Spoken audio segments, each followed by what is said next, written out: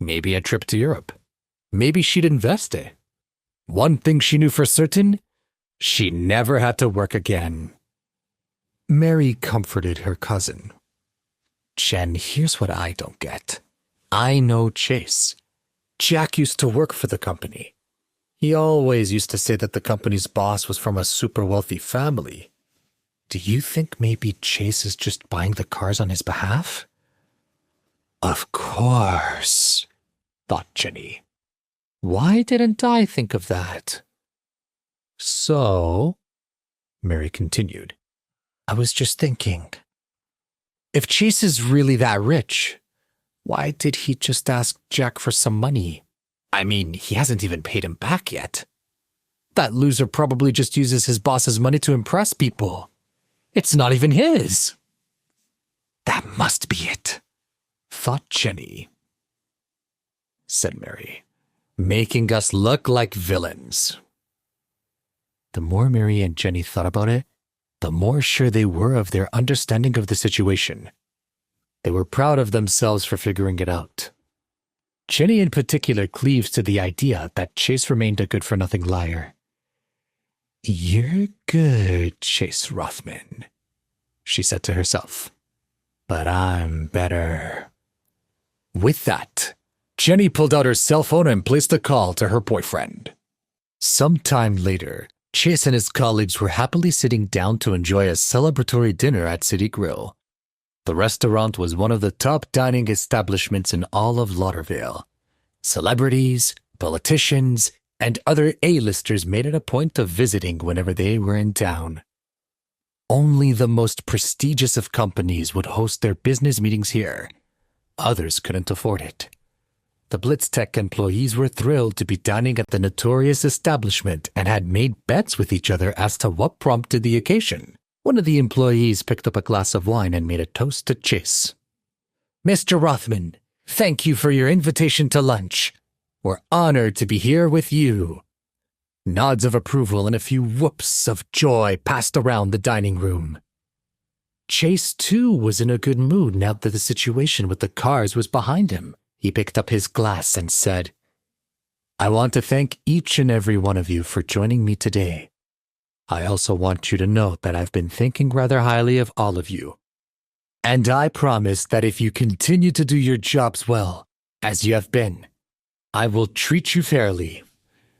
There was a round of applause, and Chase took a sip of wine before placing the glass gently on the table. Across the room, he could see the waitstaff on their way over to the tables. He smiled. He knew they weren't carrying food to the tables, but rather keys to each employee's new company car. As a member of the waitstaff proceeded to place a single key on each employee's plate, there was a murmur of confusion. What is this?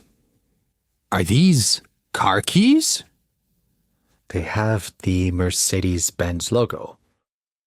What's going on? Chase interrupted the excitement. Everyone, I would like each of you to pick up the key on the plate in front of you. He paused and then continued. What you are holding is a key to your new company car, a G500 SUV.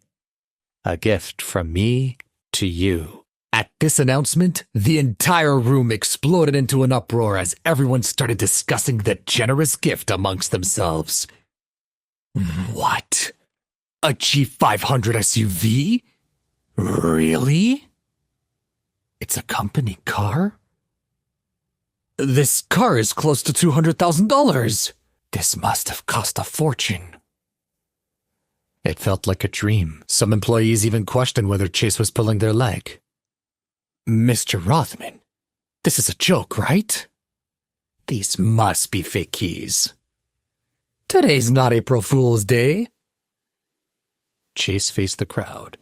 There's nothing to doubt. After you have eaten your dinner, each of you will find a car that matches your key waiting for you in the parking lot. It is yours to keep. The joy was palpable. Some employees were so excited that their faces had turned bright red. To Mr. Rothman, they cheered. To the most generous boss. Someone even anonymously shouted out, I love you, which was met by hushed giggles. Listening to everyone's kind words, Chase nodded his head in satisfaction. He raised his wine glass and made another toast. Everyone, there is no need to thank me.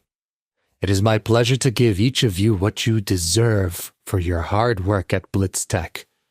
And our work together doesn't end here. Our goal is to become the #1 technology company in Lauderdale, and then in America. Here's to Blitz Tech. Cheers erupted across the room. Chase was pleased that his gift of a company car had gone over so well with the employees. He raised his wine glass for a third time, clinked its rim, and signaled to the waiters to begin the dinner service. He couldn't remember the last time he had such an elaborate meal. The waitstaff brought out plate after plate of the most exquisite food. Foie gras, escargot, black truffle. Most of the employees were awestruck. They only ever seen dishes like these on the television. Wine glasses were never empty as bottle after bottle of Chateauneuf de Pape was uncorked. It wasn't lost on most of them that the only reason that they were now eating and drinking to their heart's content was Chase's magnanimity. They raised their glasses to him. To Mr. Rothman, the best boss. Here's to Mr. Rothman.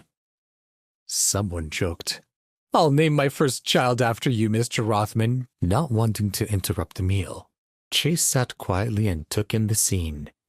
Everyone was laughing, talking, and generally enjoying themselves. Chase couldn't remember the last time he'd been surrounded by so much joy.